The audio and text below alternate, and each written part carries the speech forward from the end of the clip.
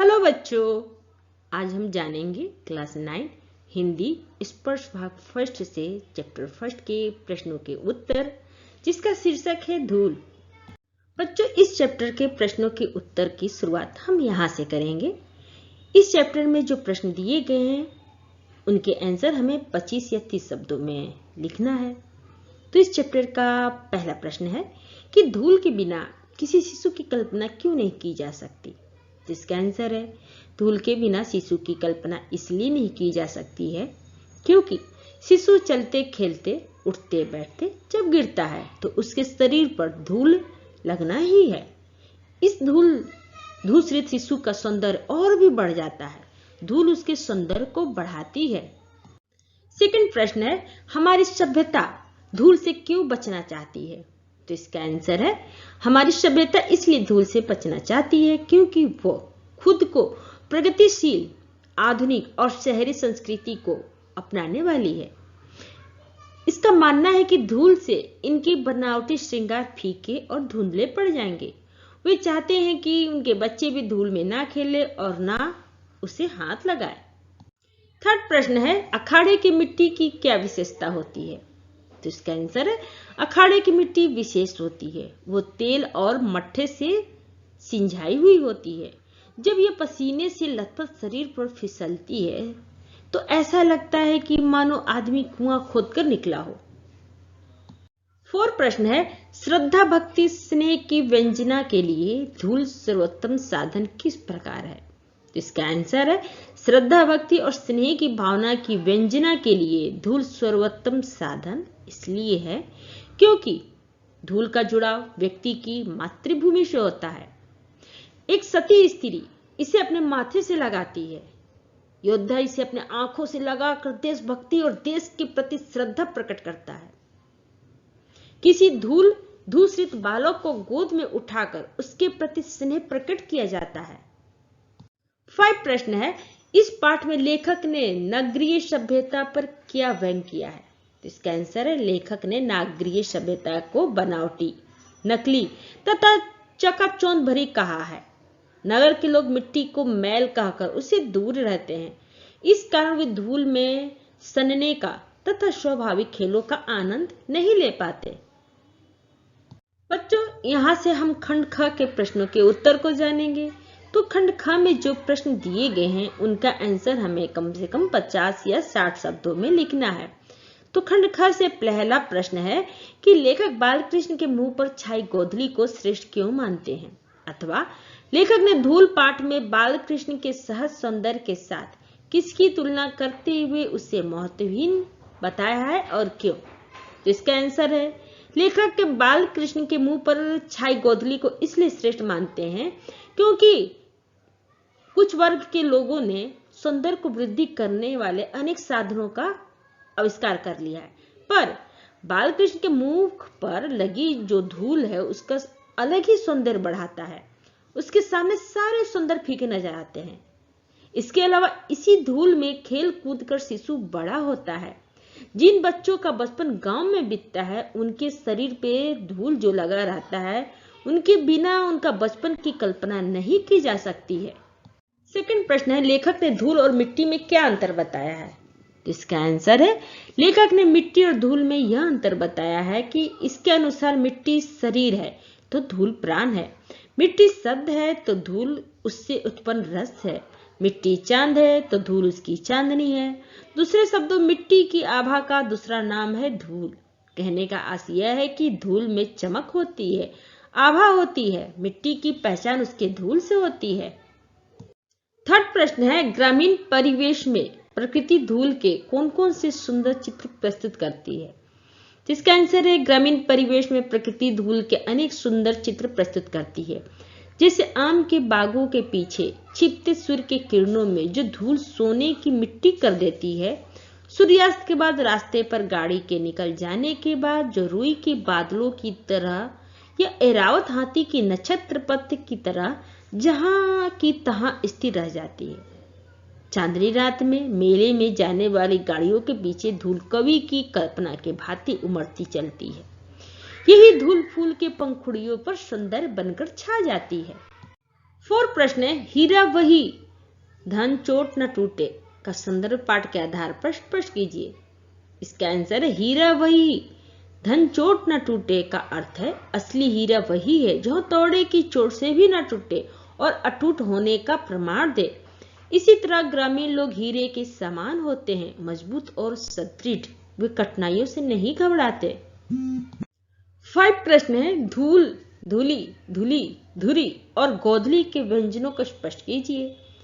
तो इसका आंसर है धूल पाठ से स्पष्ट होता है कि धूल, धूली, धुली, धुरी और गोधली आदि के व्यंजनाएं अलग अलग हैं। धूल मानव जीवन का यथार्थवादी गई है, जबकि धुली उसकी कविता है। धुली छायावादी दर्शन है जिसकी वास्तविकता संदिग्ध है, और धुरी लोक संस्कृति को जागरण है, और गोधली ग्रामीण क्षेत्रों में सूर्यास्त के समय गायों के खुरों से उठने वाली वो धूल है जो वन प्रांत से घर की ओर दौड़ती भागती गायों के खुरों से उठती है। इन सब का रंग एक ही है, रूप की विभिन्नता भले ही हो। 6 प्रश्न है, धूल पाठ का मूल भाव स्पष्ट कीजिए, अथवा धूल का पाठ का केंद्रीय भाव लिखिए। पाठ के माध्यम से लेखक क्या संदेश देना चाहते हैं? तो इसका आंसर है धूल पाठ का मूल भाव है ग्रामीण सभ्यता का गुणगान करना। जो लोग गांव की धूल में सनकर पले बढ़े हैं वे हीरे के समान सुंदर और सुदृढ़ है। ग्रामीण जीवन की तुलना में नागरिक जीवन का बनावटी सौंदर्य कांच के समान नकली और नश्वर होती है। लेखक के अनुसार धूल मिट्टी की महिमा का नाम है। वो मिट्टी की आभा है। यह गर्द या मैल नहीं है बल्कि पवित्र है। सती हो या योद्धा, सब इसे अपने माथे पर सुशोभित करते हैं। हमें चाहिए कि हम धूल का सम्मान करें, इसके संपर्क में रहें। 7 प्रश्न है, कविता की विडंबना मानते हुए लेखक ने क्या कहा है? तो इसका आंसर है कविता की विडंबना मानते हुए लेखक ने यह कहा है कि गोधली को अपनी कविता का विषय बनाकर कितने ही कवियों ने अपनी लेखनी चलाई है, परंतु सच्चाई तो यही है कि गोधली पूरी तरह गांवों की संपत्ति है जो शहरों के हिस्सों में नहीं आई है। शहरों में तो बस धूल धक्कड़ है, यहाँ धूली होने पर भी गोधली कहाँ हो सकती है। इसकी एक विडंबना यह भी है कि कवियों ने अपनी कविता में जिस धूल को अमर किया है वो हाथी घोड़ों के चलने से दौड़ने वाली धूल नहीं बल्कि गायों और गोपालकों के पैरों से उठने वाली धूली है। बच्चों, अब हम यहाँ से खंड ग के प्रश्नों के उत्तर को जानेंगे। तो खंड ग में दिए गए जो प्रश्न हैं उनका आशय स्पष्ट करना है। तो पहला प्रश्न है कि फूल के ऊपर जो रेणु उसका श्रृंगार बनती है वही धूल शिशु के मुंह पर उसकी सहज प्रतियुक्ता को निखार देती है। तो इसका आंसर है जो धूल फूल के ऊपर बैठ जाती है और उसका श्रृंगार करती है वही धूल शिशु के मुंह पर बैठकर उसकी स्वाभाविक शारीरिक आभा को और अधिक निखार देती है। आशय यह है कि धूल के कारण शिशु का मुख और फूल दोनों सुंदर प्रतीत होते हैं। सेकंड प्रश्न है, धन्य धन्य वे हैं नर मैले जो करत गात कन्या लगाए धूरी ऐसे लरिकानी की। लेखक इन पंक्तियों के द्वारा क्या कहना चाहते हैं?